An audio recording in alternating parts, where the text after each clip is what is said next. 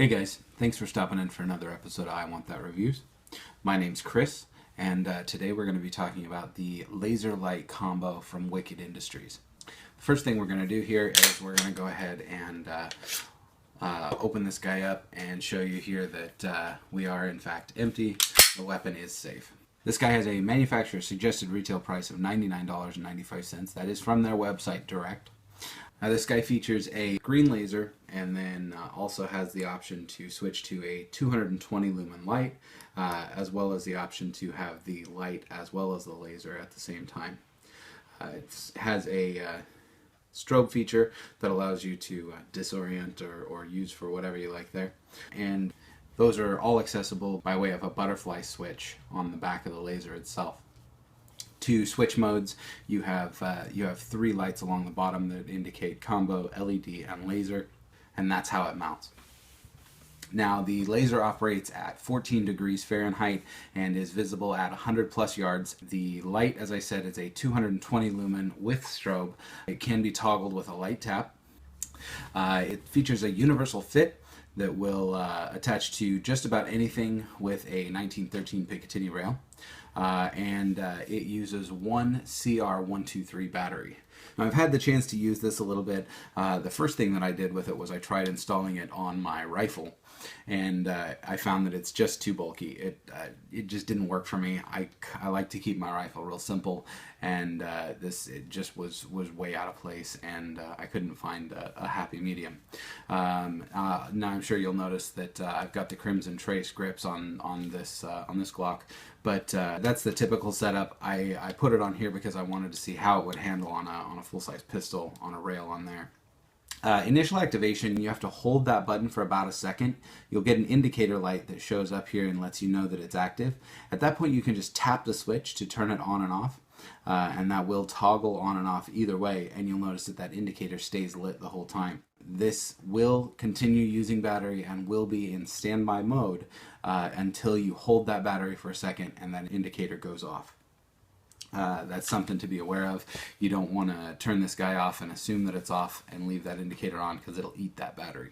The continuous run time for this guy is 1.3 hours with both the laser and the light on.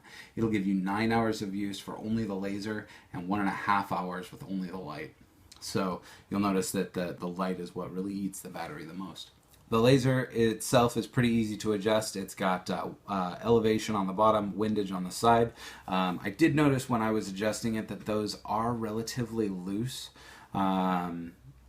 I don't know if that's going to make... I didn't notice it make any particular issues for holding a zero. If it's something that worries you, I might back those screws out of there and maybe put a wrap of Teflon tape on them or something along those lines to try to arrest that motion a little bit. As far as lights go, I really like how bright it is for being such a compact package. One CR123 to pump out around 200 lumens is something that's pretty good.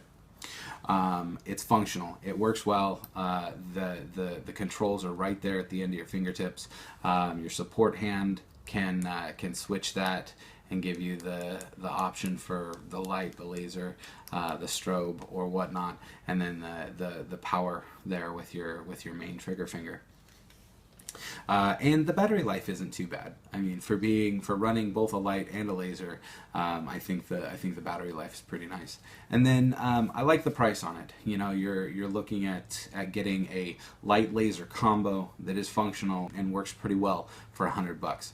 Obviously, you get what you pay for, but I would definitely say that this is worth that $100.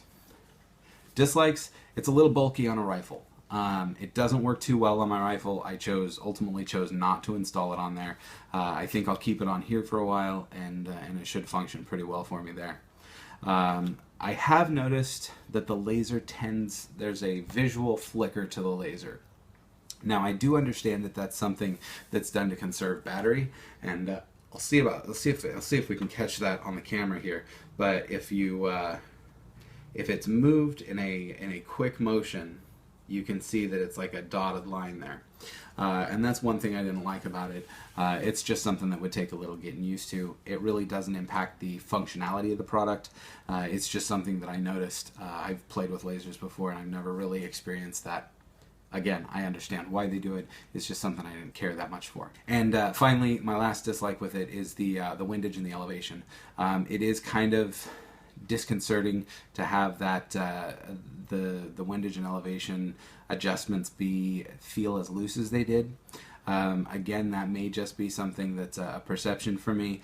I never had any issues really with it losing zero, but it's obviously it's not that hard to regain your zero by just looking at your sights. So it's kind of a negligible issue. It's something that got to me and something that I felt I should include. Overall, I'm going to give this guy probably 4 out of 5 stars. The couple dislikes that I had are going to knock it down and keep it from getting that full 5 out of 5. But overall, it's a good product, and it's definitely worth the money. So I'll include a link to their Facebook page as well as their website below. As always, thanks so much for watching. If it weren't for you guys, I wouldn't be here. Please do like, subscribe, and share, and just keep checking back on a weekly basis for more reviews of awesome products just like this one that'll make you say, I want that.